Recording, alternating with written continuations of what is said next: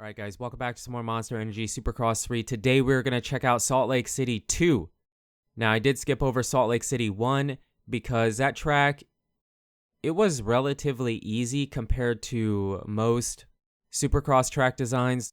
So I didn't really feel like doing that track. And I know that's great. I know they said they wanted to have it kind of easy to ease the riders back into racing, but I just wasn't that interested in that track. So this is going to be Salt Lake City 2. We probably will do Salt Lake City 3. The rest of the tracks, I might just do the ones that interest me the most, or we can do all of them if you guys want to see that. So if you want to see all the tracks, make sure to leave a like on this video and let me know in the comments that you do want to see all of them, and I will try to do the rest of the Salt Lake City track maps.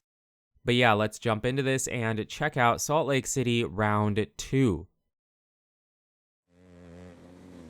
Alright, so this track does appear to be significantly more difficult than the first track was, and I know they said they wanted the first track to be kind of easy because they wanted to ease the riders back into racing, which is great, but it'll be fun to watch this because it looks like the rhythm sections are a bit more technical and there might be some more line choice out there. So it should be an interesting race, and it should be more a tougher track for them to ride, which will be fun to watch.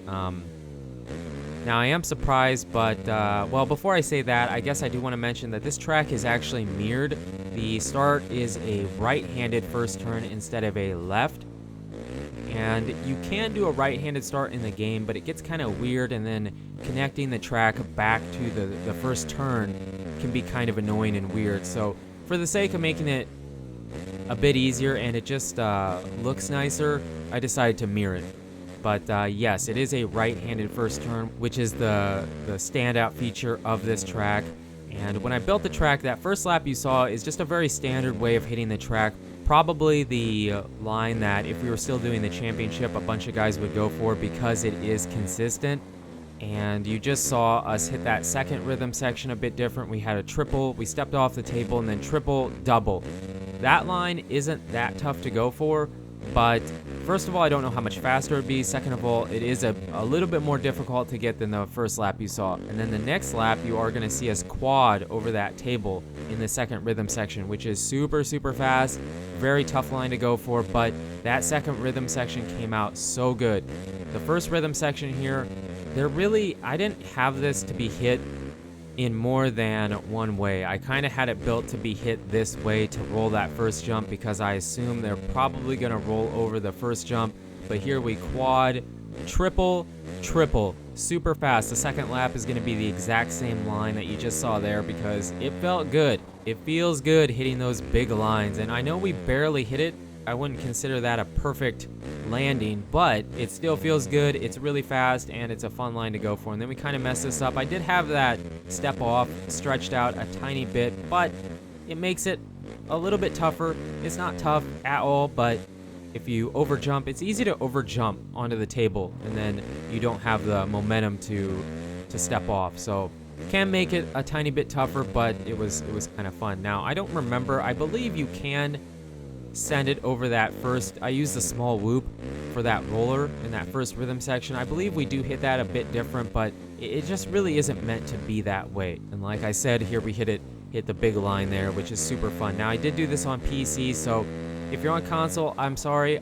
I don't plan on making these on console. I plan on doing pretty much any of the tracks that I decide to do. I'm probably going to do on PC and just there. But there's a bunch of people that I'm sure are making these on console that probably made better tracks than I'm making here. So I highly encourage you guys to go check out whether you're on Xbox or PlayStation. Go check it out, and you can try them out. But this track, it was really good. It was really good. It looks more tough than the first track design that they had. No, we didn't. Yeah, we hit it here a little bit different. Kind of ugly, not as realistic, but it is an option. Because I did say, or maybe I didn't, but there is a ton of different line choice on this track, and I kind of wanted to show you everything. So that is the last main different line that you can hit, and really the only alternative in that first rhythm section. So, and I don't know if I mentioned it, but this start is a right-handed first turn, so that is the biggest difference in this track. But I feel like the rhythm sections are a little bit more complex than the first track was, and hopefully will provide some different line choices and stuff. And I can't wait for you to see Salt Lake City 3, because there's a rhythm section there, at least on the track map, that appears to be kind of odd, because it's like 9 jumps in a row that are all the same size, like 9 identical jumps. There's no table, there's no bigger jump in there, there's no nothing. It's like 9 jumps in a row, and then at the end it has a bigger jump. But yeah, 9 jumps in a row, kind of weird. I'm happiest with this track. I feel like it had the most line choice out of the 2 that I did, because I already did build Salt Lake City 3. But let me know what you guys think in the comments about this track. I'd love to see your opinions of it. I feel like we did pretty good. I'm sure that there's better versions of it out there, but I feel like it came out good. Anytime I can build a track that has multiple different line choices in it is a good track for me.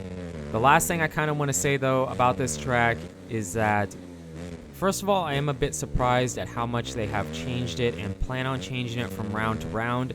You know, being that there's only a couple days in between races, that's a ton of work. It's a lot of work, but they actually, according to the maps, they're going to move the track around a decent amount and change the design of it significantly from race to race. So curious to see how that plays out. I suppose that might help in the dirt not getting as hard packed and dusty if they move the dirt around. You know, I thought they were going to leave some berms in place and whatnot, and those berms were going to get really hard.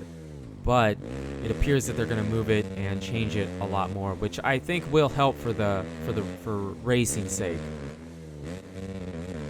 Alright guys, so that is Salt Lake City 2. Let me know in the comments what you thought about the track. I feel like it came out really good. I'm happy with especially the second rhythm section. I feel like that came out really good with a bunch of different line choices. And even the first rhythm section, there is a second line, but it is kind of weird and unrealistic, and I just didn't really build the track to be hit that way. So yeah, it came out pretty good. I'm pretty happy with it. Also, if you want to see every single track, I can do that. I don't mind doing it, but I for sure plan on doing the tracks that interest me, that I feel like are unique, and that I feel like might provide some good racing and different line choices, but I don't know if I plan on doing all of them. If you really want to see every single track map for Salt Lake City, leave a like on the video and let me know in the comments, and I will do every single round from Salt Lake City. But you guys and girls are absolutely amazing. Thank you so much for the support on the channel lately. It really does mean a lot. And until the next video, take it easy.